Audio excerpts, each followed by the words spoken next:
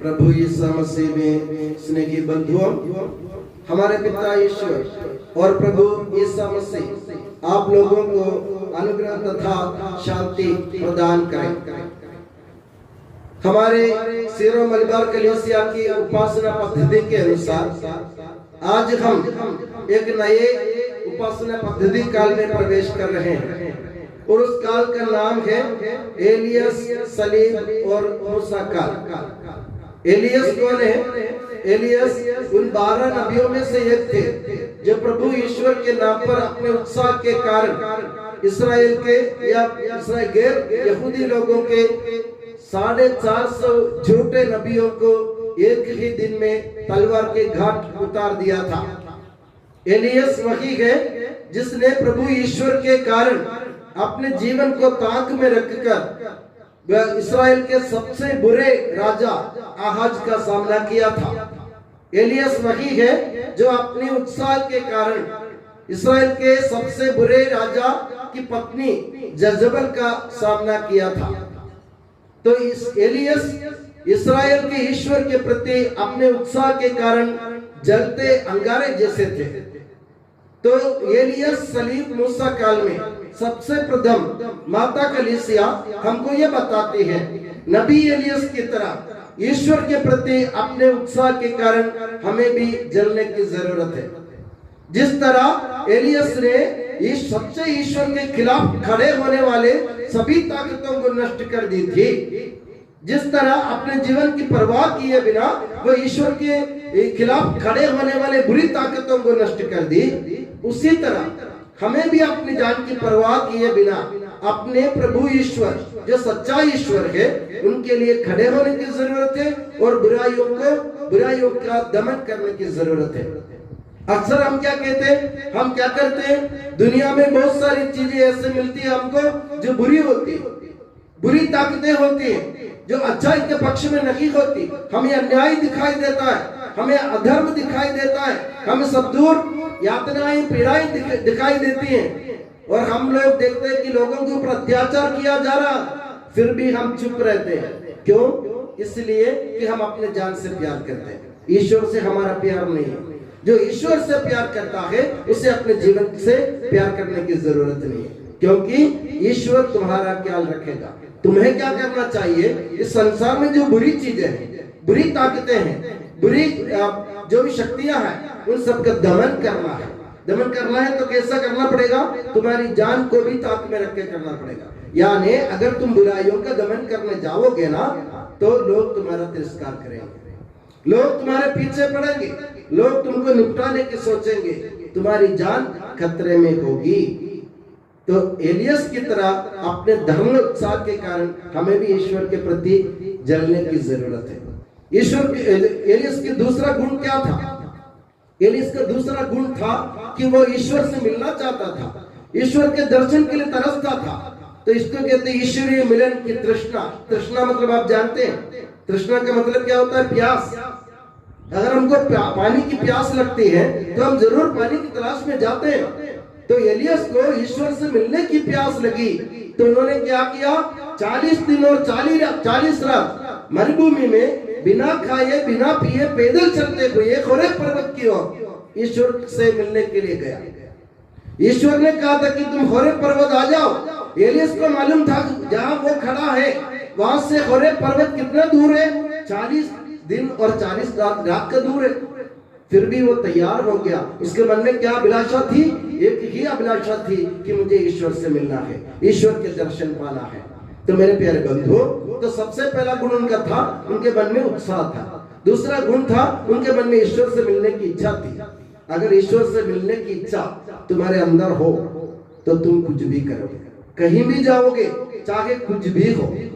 जैसे एलियस ने किया था, 40 दिन 40 रात बिना खाए पिए पैदल चलते हुए मरुभूमि में। मरुभूमि आप जानते निर्जन प्रदेश है जहाँ कोई जानवर नहीं होता, कोई इंसान नहीं होता, किसी भी प्रकार के जीव जंतु नहीं होते।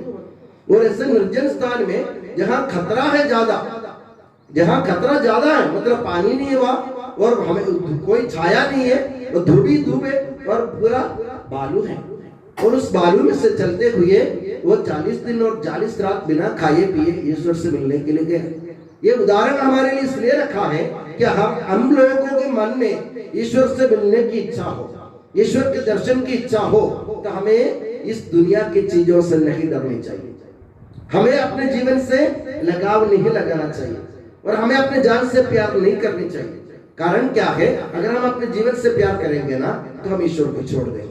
तो एलियस की तरह अपने जीवन को भी ताक में रखकर ईश्वर से मिलने जाओ तो ईश्वर तुम्हें दर्शन देगा। तो इस नए काल में माता कलीसिया हमको ये गुण अपनाने को कहती है। सबसे पहले तुम्हारे मन में उत्साह होनी चाहिए, दूसरा गुण तुम्हारे मन में ईश्वर मिलन की प्यास होनी चाहिए।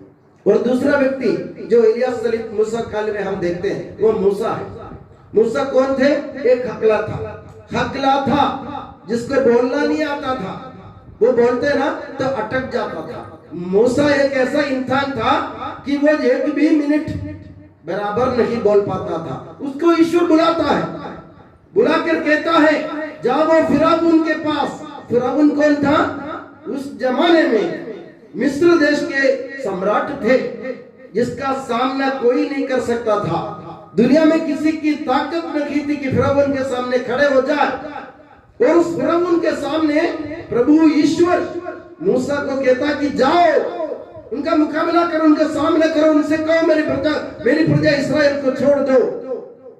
मूसा बोले ईश्वर मेरे को बोलना नहीं आता है, मैं बोलता हूँ तो मैं अटक जाता हूँ, मैं हकला हूँ, मैं कैसे उनका सामना करूंगा, मैं एक निराय इंसान हूँ, मुझ में ताकत नहीं है। ईश्वर ने कहा तुम मुझ पर भरोसा रखते हो तो जाओ, अगर तुम्हें भरोसा नहीं है तो मत जाओ। अगर तुम मुझ में भरोसा रखते हो तो जाओ, उसके सामने बोलने की शक्ति मैं दूंगा।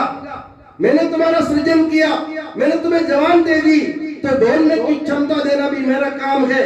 तो ईश्वर ने क्या कहा, मैं तुम्हारे लिए एक व्यक्ति तुम्हारे साथ भेजूंगा, तुम्हारा भाई जो आरोन उसका भाई था, उसको बोला आरोन को साथ में ले जाओ और आरोन तुम्हारे लिए बोलेगा और तुम्हारी जबान बनेगा आरोन। वो गया। तो मूसा का गुण क्या है? मूसा की हिम्मत देखो आप, एक हकला आदमी जो किसी का सामना नहीं कर पाता था, जो एक मिनट भी बराबर बोल नहीं पाता था, जिसमें कोई ताकत नहीं थी, जो कमजोर समझा जाता था, वो व्यक्ति उस दुनिया के उस जमाने के सबसे ताकतवर सम्राट के सामने जाके खड़े होने को तैयार हो जाते। किस लिए? इसलिए कि उसके मन में हिम्मत जागी। कैसे जागी? प्रभु ईश्वर ने उनके मन में हिम्मत जगा दी। तो वो हिम्मत धारण करके वो ईश्वर के वचन सुनकर फिर अब उनके पास जाता है। और मूसा का दूसरा गुण क्या है? दूसरा गुण है उसकी आज्ञाकारिता।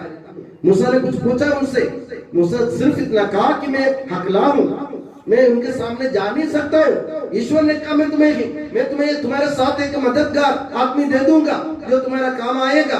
तो हिम्मत धारण करके वो गए, उसको क्या आज्ञाकारिता। उन्होंने फिर नहीं पूछा क्या क्यों क्या होगा कैसे होगा, मेरा सिर कट जाएगा, मेरी जान चली जाएगी, ऐसा कुछ भी नहीं पूछा मूसा ने। मूसा सिर्फ चले गए ईश्वर के वचन के अनुसार। तो मेरे प्यारे बंधुओं, इस काल में माता कलीसिया हमसे दो बात मांगती है, चार गुण हमें अपनाने की जरूरत है। एक तो एलियस की तरह हमें उत्साह होना चाहिए हमारे मन में। दूसरा गुण हमें अपने मन में ईश्वर से मिलने की प्यास रखनी चाहिए। और तीसरा गुण मूसा के जैसे हिम्मत धारण करने की जरूरत है। और चौथा गुण हमें आज्ञाकारिता की जरूरत है। ईश्वर जो बोले ना, ईश्वर के वचन के अनुसार काम करना सीखो। इन दोनों लोगों ने ईश्वर के वचन के अनुसार काम किया और हुआ क्या आखिरी में? उन दोनों को बहुत कष्ट उठाना पड़ा। तुम ये मत सोचो कि प्रभु यीशु मसीह के चेले बनने के कारण तुम सुखी होगे दुनिया में। नहीं, यीशु मसीह के चेले होने के कारण कोई सुखी नहीं होगा दुनिया में। इस दुनिया में तुम्हें दुख झेलना पड़ेगा। इसलिए हम इस एलियास सलीब मूसा काल में सबसे बीच में आते हैं। सलीब मतलब क्रूस, मतलब क्या होता है? पीड़ा, यातना, वेदना, हर प्रकार के कष्ट, तकलीफ, परेशानी। ये क्रूस उठाने के लिए तुम तैयार हो तो यीशु मसीह के पीछे जाओ, नहीं तो यीशु मसीह के पीछे कभी भूल से भी नहीं जाओगे। मैं कहता हूं लोगों से, हिंदी में कहावत है, मैंने पहले भी आपको सुना चुका हूं। हिंदी में कहावत है, ओखले में सिर दिया तो मूसलों से क्या डर, ओखला क्या है? ओखला आप जानते हैं ना, जहाँ अपन कोई दाने वाने पीसने के लिए, चावल पीसने के लिए, गेहूं पीसने के लिए, पुराने जमाने में हमारे पास एक पत्थर का बना हुआ होता था ओखला, और उसको पीसने के लिए एक डंडा आता था, उसको कहते मूसला।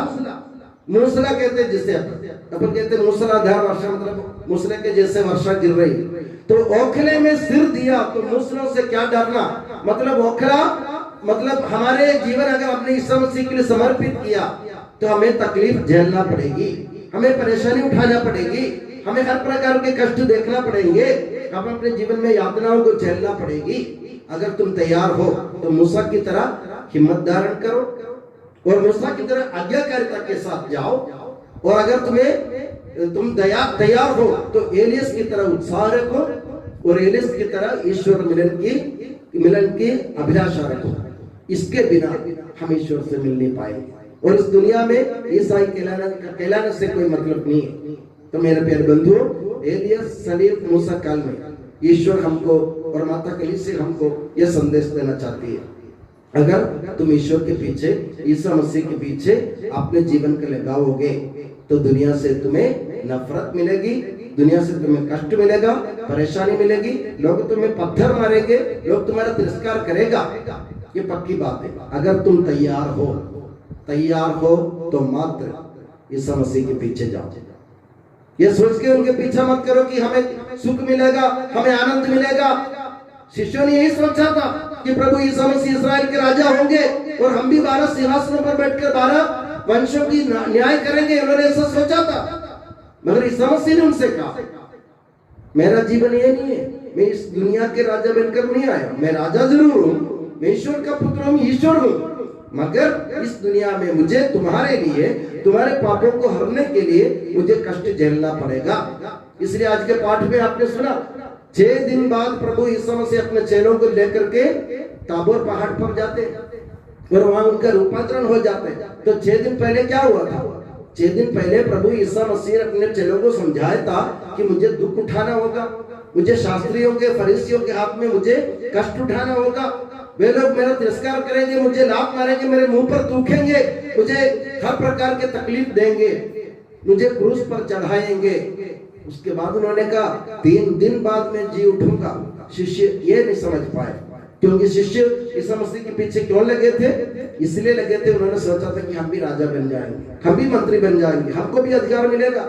मगर ईसा मसीह ने कहा इस दुनिया में तुम्हें कुछ नहीं मिलने वाला है, तुमको मिलेगा शाश्वत जीवन, अनंत जीवन ईश्वर के राज्य में। और प्रभु ईसा मसीह ने उनको दिखाया, तुम जो सोच रहे हो ना वही नहीं हूं मैं इस दुनिया का राजा नहीं हूं। इसलिए प्रभु ने अपने रूपांतरण करके उनको दिखाया मैं कौन हूं और मुझे कैसे अपने ईश्वर के राज्य में महिमा कैसे प्राप्त होगी। ईसा मसीह ने अपने रूप बदल के उनको दिखाया कि मैं स्वयं ईश्वर हूं। मगर इस दुनिया में, दुनिया की नाप से तुम मुझे मत नापो, दुनिया के तौल से मुझे मत तोलो, मैं इन दोनों से बाहर हूं। प्रभु ईसा मसीह कहते हैं मेरा पीछा करने वाला वो ऐसा होना चाहिए एलियस की तरह, मूसा की तरह हर प्रकार के तकलीफ झेलने के लिए तैयार होना चाहिए, तब जाके हम ईश्वर की संतान कहलाने में लायक बन जाएंगे। नहीं तो मेरे प्यारे बंधुओं, हम रोज मंदिर में आते, प्रार्थना पूजा पाठ में भाग लेते, हम हर प्रकार के अच्छे काम करते, फिर भी अगर ईश्वर के लिए अपनी जान को ताक में रखकर काम करने की हिम्मत नहीं है हमें, तो हम ईश्वर के संतान नहीं है, ईसा मसीह के चेले नहीं है। ईसा मसीह के चेले को अपने जीवन को भी ताक में रख के काम करने की जरूरत है। तो इस आने वाले दिनों में हम सुनेंगे, जो भी पाठ बाइबल से आप सुनेंगे, ये सब तकलीफों के, कष्टों के बारे में बातें होंगी। प्रभु ईसा मसीह हमको समझाना चाहते हैं, मेरे पीछे आओ तो कोई सुख सुविधा की बात मत सोचो, वो सब मैं तुम्हें दूंगा, मगर तुम्हें अपने जीवन को, अपने जीवन की परवाह किए बिना मूसा की तरह, एलियस की तरह हिम्मत धारण करते हुए आज्ञाकारिता के साथ, ईश्वर मिलन की तृष्णा के साथ और अपने जीवन की परवाह किए बिना मेरे पीछे आने की जरूरत है।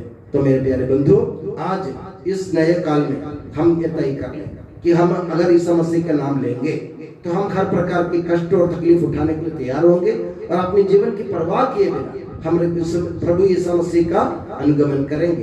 चाहे कुछ भी हो जाए, दुनिया में किसी पर प्रकार की उथल पुथल हो ना जो क्यों ना हो जा, और आसमान टूटकर चार टुकड़े हो जा, तो भी हम परवाह नहीं करेंगे, क्योंकि हमारे सामने प्रभु यीशु मसीह प्रभु ईश्वर है, जो हमको बुलाता है और कहता है मैं तुम्हें संभाल लूंगा।